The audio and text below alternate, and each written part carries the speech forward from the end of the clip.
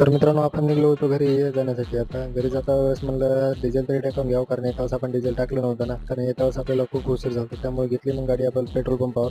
तर भाऊला म्हणलं करा म्हणलं डिझेल टाकून द्या. मग भाऊनं केलं डिझेल टाकण्यासाठी चालू. मग तोपर्यंत मी आपला व्हिडिओ घेतला. तिथून डिझेल टाकून निघालो तर मस्त आपल्याला येता वेळेस मस्त नजारा लागला होता. हे बघा, खूप छान वातावरण वाटू लागलं. हिरव्या दोन्ही साईडनं पाणी होतं, मस्त वातावरण छान वाटू लागलं. तर समोर मग हे मासेवाले दादा भेटले, त्यांनी माश्या दाखवल्या पकडलेल्या. तिथून समोर आलो, म्हणलं चला थोडंसं फिरून येऊया.